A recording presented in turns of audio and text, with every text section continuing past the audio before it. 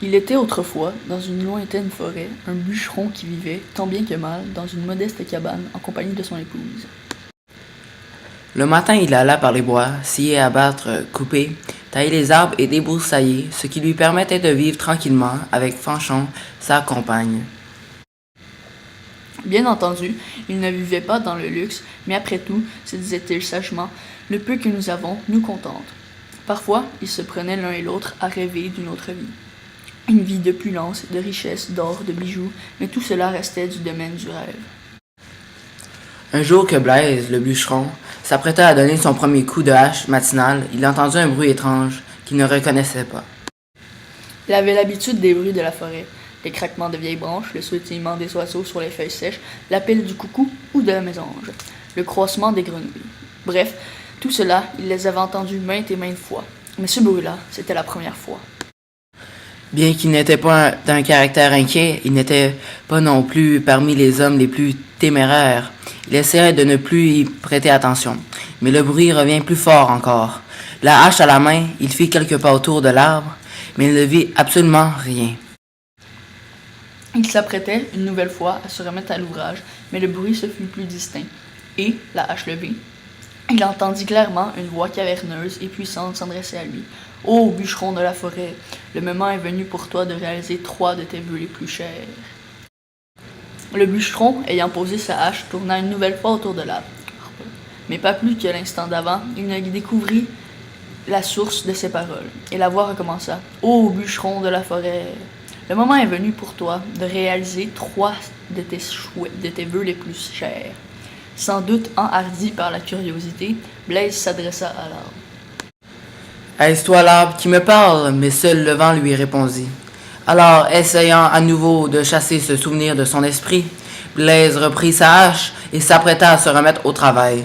Comme il faut s'en douter, une 3e fois la voix s'éleva. « Bûcheron de la forêt, le moment est venu pour toi de réaliser de tes vœux les plus chers. » Cette fois-ci, le bûcheron osa davantage. Encore, il s'adressa au ciel. « Est-ce toi le ciel qui me parle? » Et seul le vent lui répondit. Devant un aussi grand mystère, Blaise décida de renoncer à couper son arbre et prit le chemin de retour. Arrivé à la cabane, il trouva Fanchon en train de soigner leurs 3 maigres poules.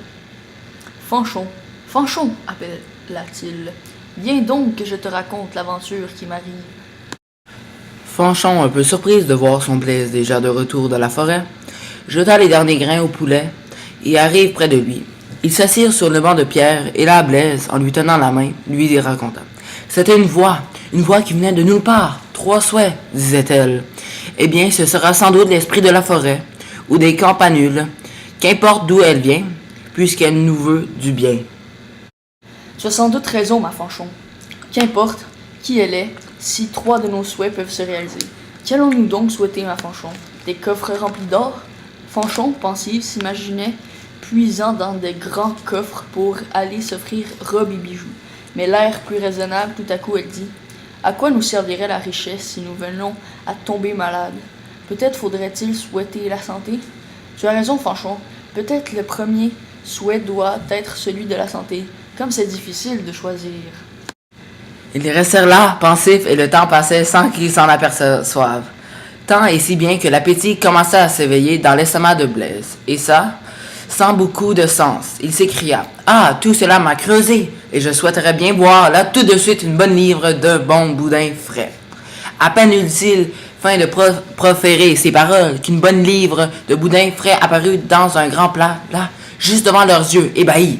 « Misère, comme tu es sotte, mon Blaise !» cria Fanchon en se levant d'un bond du banc. « Voilà bien ton pauvre esprit qui se met à souhaiter du boudin, alors que nous n'avons que 3 souhaits. Mais que peux-tu bien avoir dans ton cerveau pour ne point réfléchir plus que ça? » Blaise, bien mécontent, se fâcha lui aussi contre lui. Mais surtout contre sa femme, qui ne cessait de l'accabler. « Tout le monde peut se tromper, te voilà bien avancé, de te mettre dans un tel état contre moi. Tu n'avais qu'à proposer ton vœu au lieu de me laisser là, avec la faim au ventre. » Et par une grande étourderie, causée sans doute par la colère, Blaise ajouta. « Que ce boudin te pende au nez, toi qui prétends ne jamais te tromper. » Et tout aussitôt, la bonne livre de boudin frais vient tranquillement se coller sur le lait de la pauvre Fanchon. Elle ne savait pas si elle devait en rire ou en pleurer, tellement la situation était incongrue et cocasse. Alors que pour la première fois de leur vie, ils allaient pouvoir réaliser leur rêve, ils se trouvaient là, devant leur pauvre cabane. Un boudin lui pendait au nez. Et elle avait beau tirer dessus, impossible de l'enlever de là. Et pire encore pour elle, ce bout de boudin, là, l'empêchait de parler, se mettant en travers de sa bouche, à chaque fois qu'elle tentait de l'ouvrir. Blaise, lui, se taisait également. Non pas que le boudin l'empêchait de s'exprimer, mais qu'il ne trouvait point de mots pour dire ses sentiments. Il restait hébété de ce qu'il venait de voir, de ce qu'il venait de faire, avec d'aussi sots souhaits. « Eh bien, ma petite Fanchonnette, bredouilla-t-il au bout de quelques minutes de silence, plus besoin de nous tracasser pour trouver le troisième souhait. La seule chose que je désire maintenant, c'est que ce boudin retourne dans le plat et que tu redeviennes aussi jolie qu'avant, avec ton si mignon petit bout de nez. » Et ce souhait énoncé, le boudin quitta la figure de Fanchon. Elle se retrouva comme elle était au début de l'histoire. Il nous reste plus qu'à le faire cuire, à nous régaler.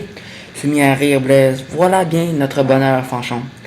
Plus que toutes les pièces d'or du monde et tous les souhaits qui causent du tracas, je préfère ton minois et ta douce et ta tendre compagnie. Devint leur humble logis. Fanchon et Blaise s'embrassaient et rêvaient pendant que le boudin grésillait dans la poêle. La nuit était tombée et le récit s'acheva.